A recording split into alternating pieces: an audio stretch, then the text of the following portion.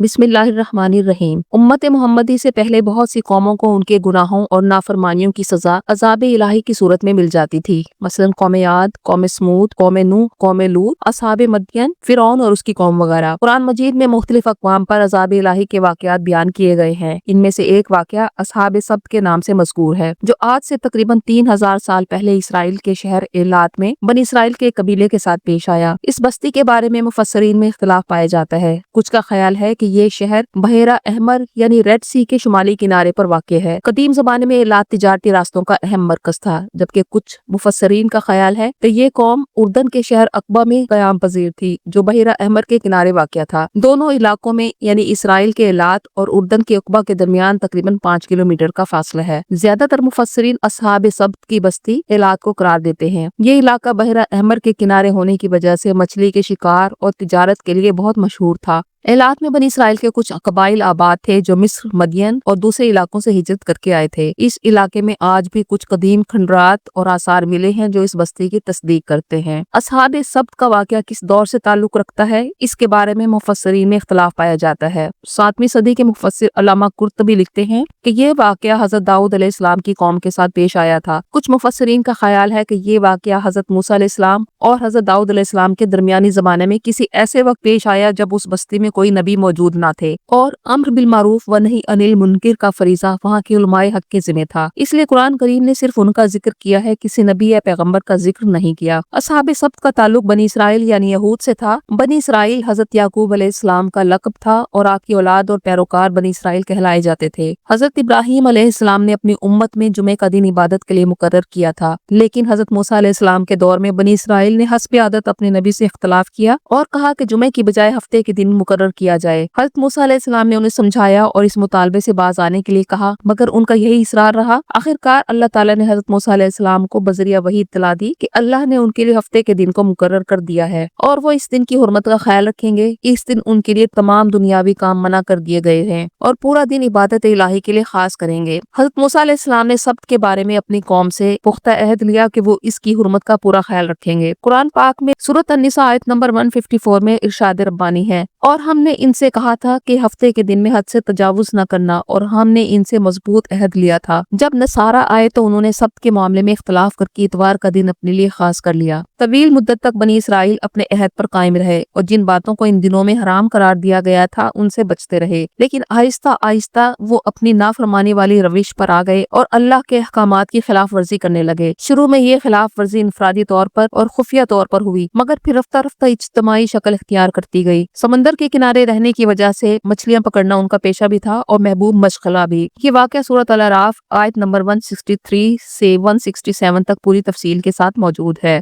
और इनसे जरा पूछिए उस बस्ती के बारे में जो साहिल समंदर पर थी, जब वो सब्त के कानून में तजावुज करने लगे, जबकि आती थी उनके पास मछलियां हफ्ते के दिन छलांगे लगाती हुई, और जिस दिन हफ्ता ना होता था उस दिन ना आती थी। इस तरह हम उन्हें आजमाते थे इस वजह से कि वो नाफरमानी करते थे। मछेरों की वो बस्ती एलात की इस बंदरगाह के इलाके में आबाद थी जहाँ ये वाक़या पेश आया। अल्लाह ताला ने मछलियों के लिए लफ्ज़ शुर्रान इस्तेमाल किया, यानी ऐसे मछलियां जो मुंह उठाए हुए तेजी से किसी तरफ गामजन हों। अगर किसी जगह मछलियों की बहुतात हो जाए तो वो बेखौफ व खतर होकर बहुत ज्यादा तादाद में पानी की सतह पर आ जाती हैं। ऐसे मंजर की अक्कासी के लिए अल्लाह ताला ने सूरत अल-अराफ में शुर्रान का लफ्ज़ इस्तेमाल किया। अल्लाह ताला ने तमाम हैवानात को छठी हिस्से नवाज रखा है और इस इलाके की मछलियों को अंदाजा हो गया था कि एक खास वक्फे के बाद एक दिन ऐसा आता है जिस दिन इन्हें कोई हाथ नहीं लगाता, इसलिए इस दिन वो बेखौफ होकर साहिल पर आती। और दूसरा ये कि ये आजमाइश थी उन लोगों का जिनका पेशा ही मछलियां पकड़ना था। वो मछलियों को बेबसी से देखते, इनके हाथ बंधे हुए थे क्योंकि उनके लिए दुनियावी कारोबार मना था। हफ्ते के बाकी 6 दिन मछलियां साहिल से दूर गहरे पानी में रहती थी जहाँ से वो इन्हें पकड़ नहीं सकते थे, क्योंकि उस जमाने में अभी ऐसे जहाज और आलात वगैरह इजाद नहीं हुए थे कि वो लोग गहरे पानी में जाकर मछली पकड़ सकें। आए दिन की नाफरमानी की वजह से अल्लाह ने उन्हें इस आजमाइश में डाला कि शरीयत के हुक्म पर कायम रहते हुए वो लोग फाके बर्दाश्त करते हैं या फिर नाफरमानी करते हुए शरीयत के साथ तमस्सुखर की कोई सूरत निकाल लेते हैं। उन्होंने शरीयत का मजाक उड़ाना शुरू किया। उनमें से बास ने ऐसे तरीके ढूंढ लिए कि जिनसे वो ये जाहिर करते कि वो सबके अहकामात की खिलाफ वर्जी नहीं कर रहे। बास लोग जुमे के दिन समंदर के किनारे गड्ढे खोद लेते और इन्हें नालियों के साथ समंदर से मिला देते। जब हफ्ते के दिन मछलियां इन नालियों से गुजर कर गढ़ों में चली जाती तो उनकी वापसी का रास्ता बंद कर देते और इतवार के दिन जाकर मछलियां निकाल लेते। बास लोग जुमे के दिन समंदर में جال یا کانٹے لگا دیتے اور ہفتے کے دن جب مچھلیاں پھنس جاتی تو اتوار کو نکال لیتے۔ جب اس وقت کے نیک لوگوں نے انہیں اس کام سے منع کیا اور اللہ کے عذاب سے ڈرایا تو ان کا یہی جواب تھا کہ ہم ہفتے کے دن مچھلی نہیں پکڑتے بلکہ اتوار کو پکڑتے ہیں، اور ہماری ان ترکیبوں کے بارے میں اللہ نے کچھ نہیں فرمایا۔ ان کی تقلید دوسرے لوگوں نے بھی کرنا شروع کر دی۔ عملی طور پر وہ ہفتے کے دن ہی مچھلیوں کو قابو کر لیتے اور موقف یہ رکھتے کہ ہم ہفتے کے دن مچھلیوں کو ہاتھ نہیں لگاتے۔ اس طرح انہوں نے شریعت کے حکم کا مذاق بنا لیا اور اس کی اصل روح کو مسخ کر دیا۔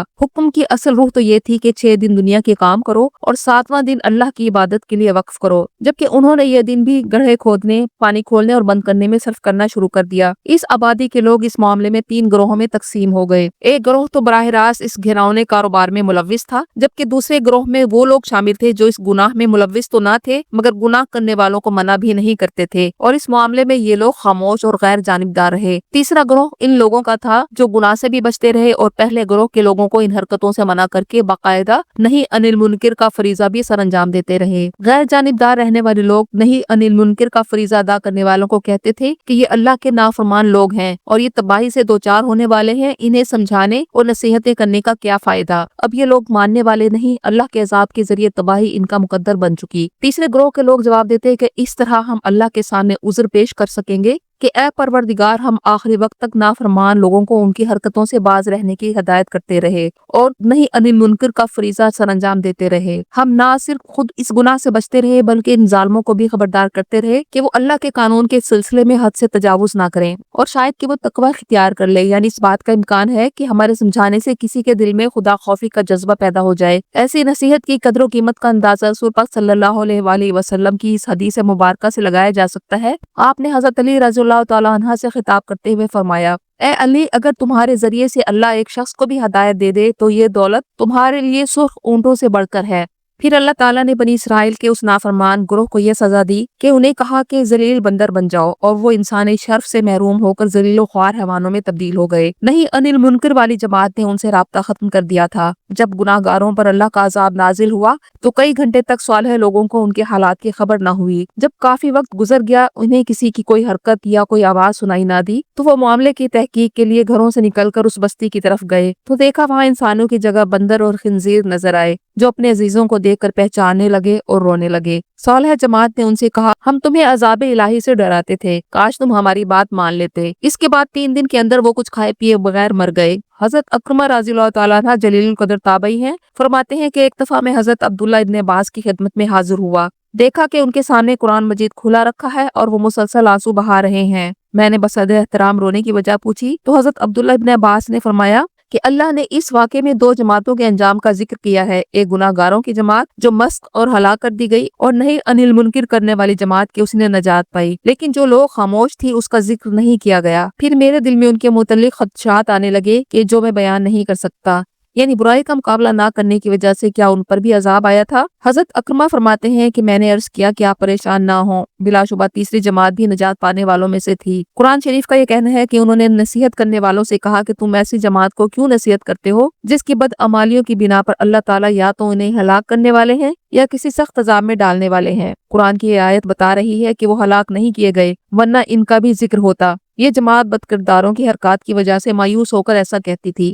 کچھ علماء کرام کا خیال ہے قرآن کی روح سے امر بالمعروف اور نہیں عن المنکر کا فریضہ ادا نہ کرنا بذات خود بہت بڑا جرم ہے، اور وہ لوگ اللہ کی نافرمانی سے لوگوں کو نہ روکنے کے جرم کے مرتکب ہو رہے تھے۔ حضرت جابر رضی اللہ سے روایت ہے، رسول پاک صلی اللہ علیہ وآلہ وسلم نے فرمایا، اللہ تعالیٰ نے حضرت جبرائیل علیہ السلام کو وحی کی کہ فلاں بستی کو اس کے باسیوں پر الٹ دو۔ حضرت جبرائیل نے عرض کیا کہ یا پروردگار، اس میں تیرا فلاں بندہ بھی ہے جس نے کبھی پلک جھپکنے کی دیر بھی تیری نافرمانی میں نہیں گزاری۔ رسول پاک صلی اللہ علیہ وآلہ وسلم نے فرمایا، اس پر اللہ تعالیٰ نے فرمایا کہ الٹو اس بستی کو پہلے اس پر اور پھر دوسروں پر، اس لیے کہ اس کے چہرے کا رنگ کبھی بھی ایک لمحے کے لیے بھی میری غیرت کی وجہ سے متغیر نہیں ہوا، یعنی اس کے سامنے میرے احکامات پامال ہوتے رہے اور یہ اپنی ذاتی پرہیزگاری کو سنبھال کر ذکر، اذکار، نوافل اور مراقبوں میں مصروف رہا، یہ دوسروں سے بڑھ کر زیادہ مجرم ہے۔ حضرت ابو سعید خدری سے روایت ہے، رسول پاک صلی اللہ علیہ وآلہ وسلم نے فرمایا، جو شخص کسی کو برا عمل کرتے دیکھے اسے چاہیے کہ وہ اسے ہاتھ سے روک لے، اگر طاقت نہ رکھتا ہو تو زبان سے روکے، اور جو اس کی بھی قدرت نہ رکھتا ہو وہ اسے دل میں برا جانے، اور یہ ایمان کا کمزور ترین درجہ ہے۔ سابقہ امتوں میں جب کوئی گناہ یا اللہ کی نافرمانی پھیل جاتی تھی تو ان پر عذاب الہی آ جاتا تھا، لیکن اب وہ تمام گناہ امت مسلمہ میں انفرادی اور اجتماعی سطح پر موجود ہیں جن کی وجہ سے دوسری قوموں پر عذاب آیا تھا۔ اور اس تیسرے گروہ کے بارے میں جو خاموش تھا، کچھ علماء کرام کا خیال ہے کہ اللہ تعالیٰ نے قرآن میں اس کا ذکر تک کرنا گوارا نہیں کیا۔